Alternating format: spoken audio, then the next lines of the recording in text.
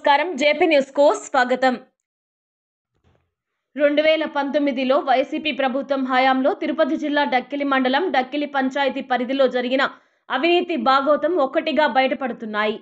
గత ప్రభుత్వం హయాంలో సర్పంచ్ సెక్రటరీలు నాయకులతో అంటకాగి పంచాయతీ నిధులను లక్షల్లో స్వాహా చేశారు. చేయని పనులను చేసినట్టు చూపించి భారీగా అవినీతికి పాల్పడ్డారు. అంతేకాదు పంచాయతీ పరిధిలో ఉన్న 5 వ్యాపారపరమైన రూములకు చట్టవిరుద్ధంగా వేలంపాట నిర్వహించి దాదాపు 6 లక్షల రూపాయలను సెక్రటరీ స్వాహా చేశాడు. 2019 నుండి 2024 వరకు 5 రూములకు అద్దె చెల్లిస్తే ₹1 కూడా పంచాయతీ ఖజానాకు కట్టకుండా మొత్తం స్వాహా చేశారు. పంచాయతీలో అభివృద్ధి పనులకు ఖర్చు చేశామని 19 లక్షల రూపాయలను ఆధారాలు లేకపోవడంతో పంచాయతీ సెక్రటరీ సర్పంచ్ నిధుల దుర్వినియోగం చేసినట్టు తెలుస్తోంది. గత ప్రభుత్వంలో పంచాయతీ నిధులను దారి మళ్లించారని, దీనిపై చర్యలు తీసుకోవాలని డక్కిలి చంద్రారెడ్డి అనే వ్యక్తి ప్రజా సమస్యల పరిష్కార వేదిక ద్వారా కలెక్టర్కు కంప్లైంట్ చేయడంతో శుక్రవారం కలెక్టర్ ఆదేశాల మేరకు డివిజనల్ పంచాయతీ అధికారి డక్కిలి సచివాలయంలో విచారణ చేపట్టారు. ఈ విచారణలో అధికారులే విస్తుపోయేలా సెక్రటరీ సర్పంచ్ అవినీతి బట్టబయలైంది. అధికారుల రికార్డు తనిఖీలో పంచాయతీలో ఖర్చు చేసిన 19 లక్షలకు ఆధారాలు లేకపోవడం, వ్యాపారపరమైన 5 రూములకు అనధికారంగా వేలంపాటు నిర్వహించి పంచాయతీ నిధులను ఖర్చు చేయడం, రూములకు చెల్లించిన 6 లక్షల రూపాయలు అద్దెను పంచాయతీ ఖజానాకు జమ చేయకపోవడం, శానిటైజేషన్ పనుల పేరుతో దాదాపు 2 లక్షల రూపాయలను దారి మళ్లించడం, గ్రామ సభలు నిర్వహించకుండా నిర్వహించినట్టు చూపించి పంచాయతీ నిధులను దుర్వినియోగం చేసినట్టు అధికారులు తేల్చారు. ఈ సందర్భంగా డివిజనల్ అధికారి వెంకటరమణయ్య మాట్లాడుతూ, జరిపిన విచారణలో డక్కిలి పంచాయతీ సెక్రటరీ పాల్పడ్డారని, ఖర్చు చేసిన నిధులకు సరైన ఆధారాలు లేవని, దీనిపై మరింత విచారణ జరిపి వారం రోజుల్లో నివేదిక డిపిఓ గారికి అందజేస్తామని తెలిపారు. అధికార దుర్వినియోగానికి పాల్పడి పంచాయతీ నిధులను స్వాహా చేసిన వారిపై చట్టపరమైన చర్యలు తీసుకుంటామని తెలియజేశారు.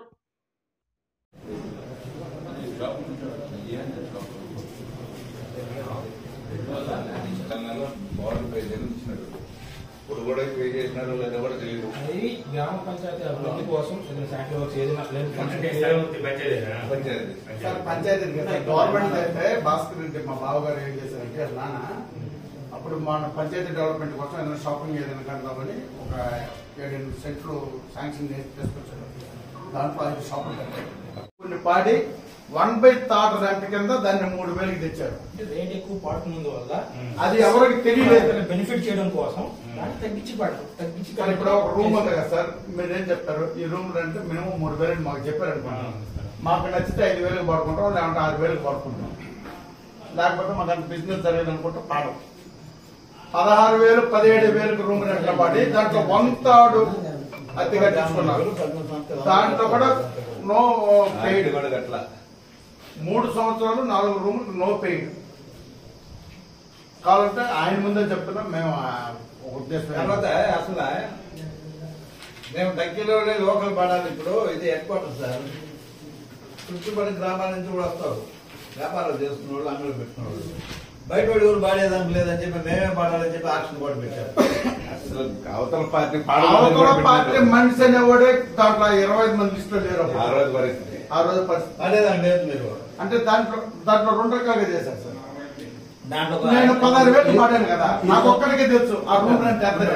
దాంట్లో ఈయన కూడా ఒక రూమ్ పాడుతున్నాయి. ఆయన ఈయన కూడా పాత రోజుల్లో పాడింది.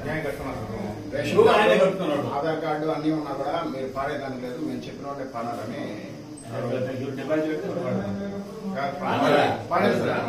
జరిగింది సార్. సంబంధం లేదు.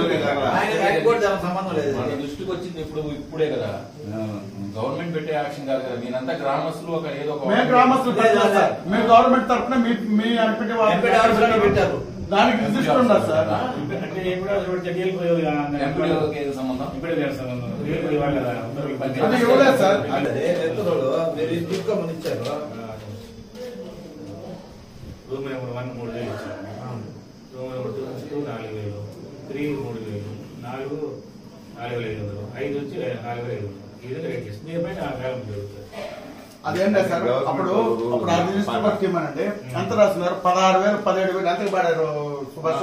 1/4 1/4 ఇప్పుడు వేలం పాటు పెట్టారంటున్నారు కదా, ఆ డబ్బులు ఎక్కడ కట్టారు? కట్టలేదు సార్. అంటే కట్టకుండా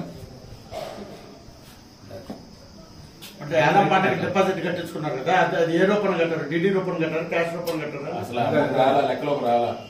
అది వితౌట్ గా పెట్టాలి కానీ సార్ మమ్మల్ని కట్టుకున్నాడు చెప్పారు సార్. మమ్మల్ని కాలేజ్ చెప్పి మేము మీకు లెటర్ ట్రాన్స్ఫర్ చేస్తాను కానీ అక్కడ అమౌంట్ ఎక్కడికి వెళ్ళింది, ఎవరు తీసుకున్నట్టు? అది అప్పుడు కట్టలేదు సార్. అమౌంట్ కట్టలేదు. కలెక్షన్ అయ్యి జమ కాలేదా? కలెక్షన్ కాలేదు. అసలు నీకు సంబంధం లేదా? అసలు నీకు సంబంధం లేదా? నువ్వు ఉన్నావు ఆక్షన్? నేను ఉన్నాను సార్.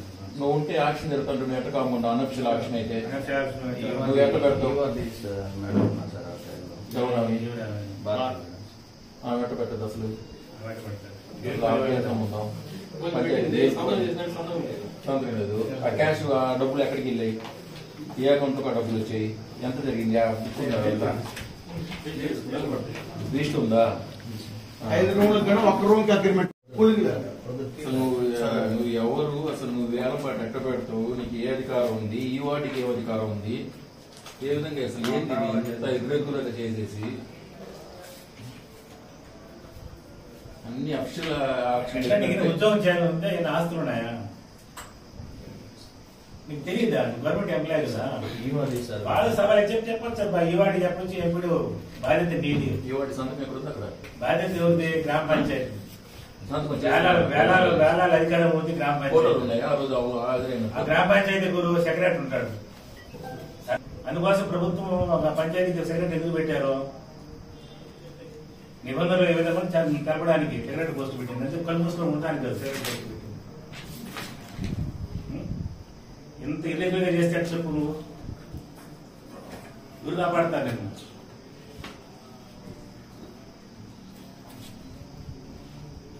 ఊరు కాబట్టి నువ్వు ఊరు వాళ్ళకి నచ్చలేదంటే ఇంకో ఊరికి పోతాం అంతే. నీకు ఇక్కడ పర్మనెంట్ కాదు కదా. ఉద్యోగి ఒక ఊరు పర్మనెంట్ కాదు. ఇబ్బంది పడతాం.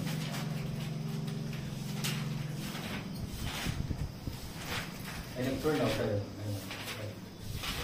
మేము గతంలో కూడా సెక్రటరీ చెప్తానే ఉండేది సార్. నేను పంచాయతీ సర్పంచ్ కన్నా పంచాయతీ సెక్రటరీ మోహన్ నువ్వు ఏదైనా నీ కన్సర్న్ జరగాలి.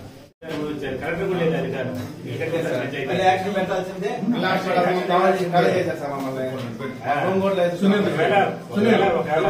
విషయాలంటే 946 ప్రకారము జీవో ప్రకారము ఉన్నవాళ్ళు ఏదైనా మనం ఒక సంవత్సరం పొడిగించే అధికారం ఉంటుంది కలెక్టర్ గారికి ఉంది. అది ఎక్కడ తెలుసుకోవాలని వాళ్ళ రిక్వెస్ట్ పంచాయతీ ఆమోదము అది నిజమా కాదా డెసిషన్ తీసుకునే అధికారం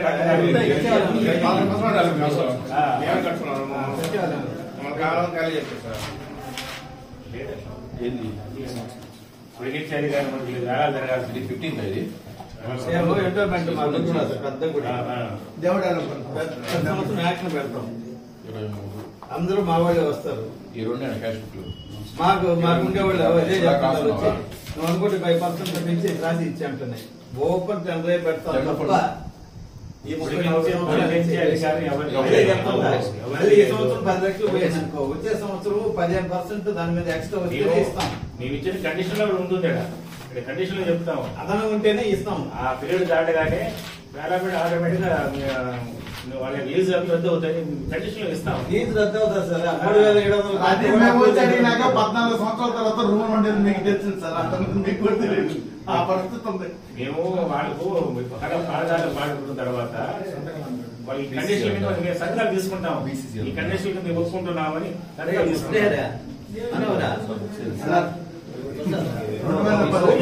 14 సంవత్సరాలు అన్నపరిషత్గా జరిగిందంటే మీరు అర్థం చేసుకోండి.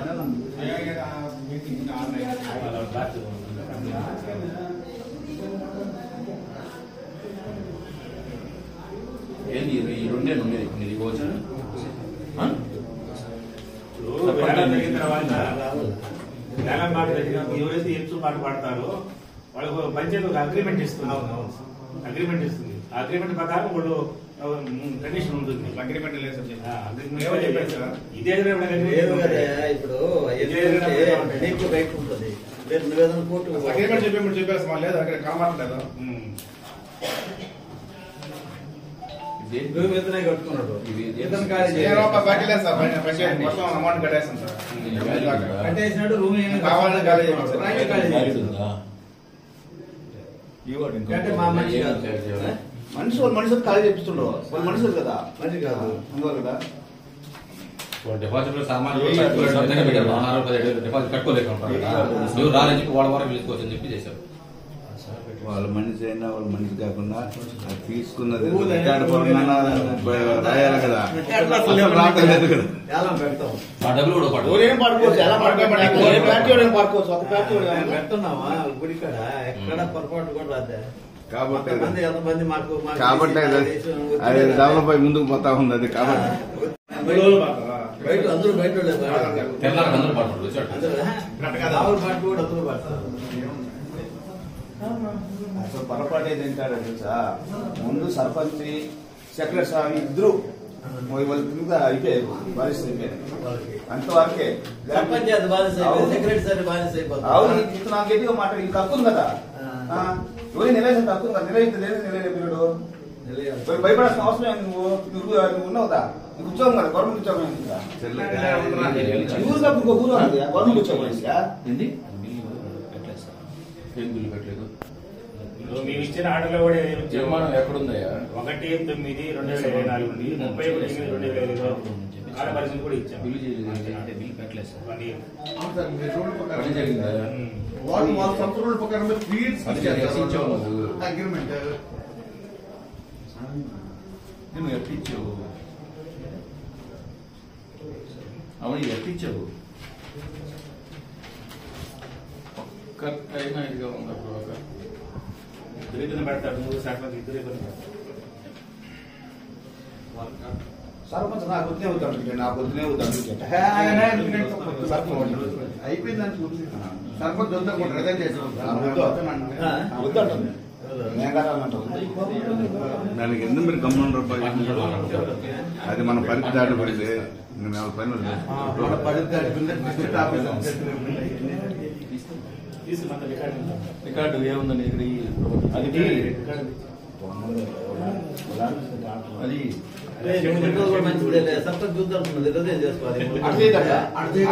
చెప్తే చేస్తాను చెప్పా ఆ మాట చెప్పు, సారే చెప్పా అని చెప్తే చేస్తాడ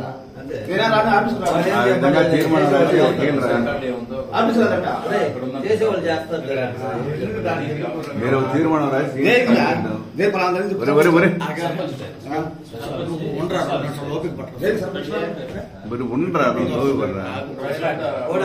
విధంగా తీర్మానం రాసి కావాలి. మెయిన్ కదా, ఎక్కువ మంది అదే కదా, 19 లక్షల కావాలి కదా, మెయిన్స్ బుక్ కావాలి కదా, మెయిన్ అదే కదా.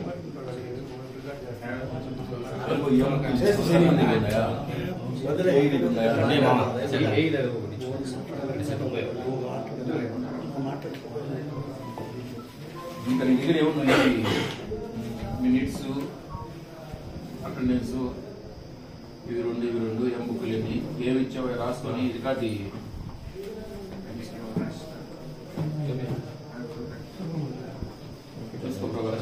స్టేట్మెంట్ అదే కదా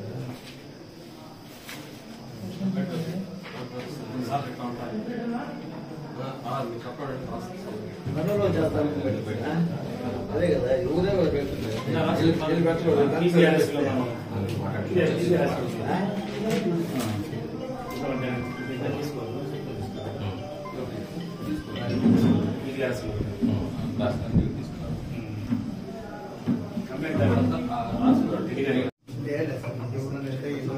మేనేజ్ చేసుకుంటూ మనం మేనేజబుల్ కాదు కాబట్టి ఆ సొంత పేరు పెట్టింది దాంట్లో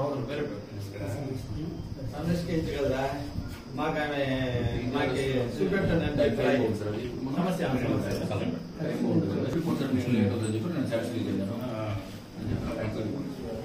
అది మీరు పీజీఆర్ఎస్ పెట్టారు కదా, స్టేట్మెంట్ అయింది. మాకు ఆన్లైన్ వచ్చింది. అవును సార్, ఆన్లైన్ అవును. ఇది రిపోర్ట్ పంపినందుకు 10-15 రోజులు పడుతుంది. సంతకం పట్టారు.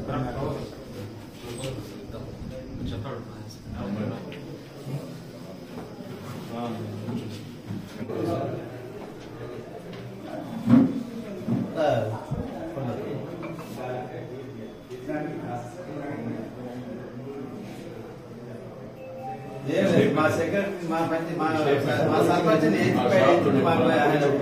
షాప్కి ఎలా వచ్చింది, మీరు ఎంత డబ్బులు ఎవరికి చెల్లించారు? మా సర్పంచ్ ఏది పెట్టమని చెప్తున్నాం. మాకైతే కనపడటం లేదు. ఇంకా డిఎల్పీ గారికి ఏది పెట్టుకొని ఇన్ఛార్జి ఇచ్చాం. అది ఇంకా చేస్తుంది ఆడ. ఆ పంచాయతీ రికార్డు చూస్తే అసలు ఇంకేం ఉండదు. మా వాళ్ళే మేలు మీ ఎదురే మేలు. సరే సార్, ఓకే సార్. పోతాం కదా సార్, పెడతా చెప్తా, సంతకం పెడతా. సార్ చంద్ర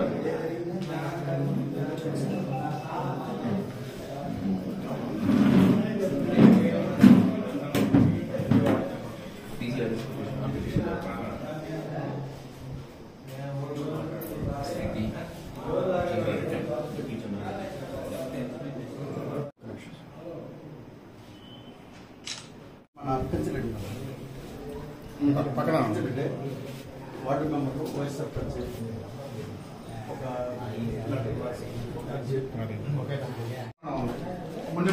హ్యాండ్ ఓవర్ చేసుకుని మీ మన తాళాలు వేసేయాలా?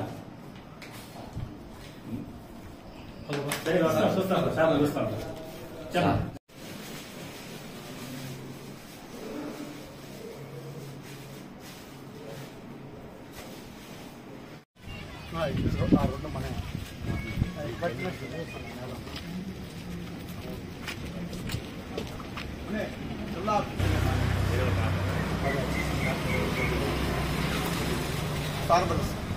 మీరు మంత్లీ కడుతున్నారా?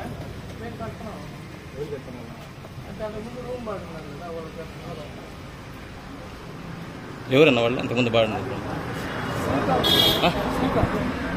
శ్రీకాంత్ రెడ్డి కట్టారు మీరు పంచాయతీకి అట్లా? అబ్బాయి కడుతున్నారు.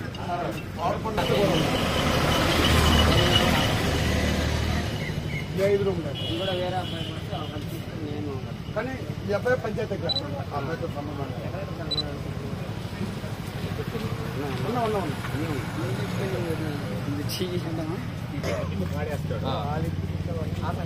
అది మనకి చేస్తుందా? వస్తుందా?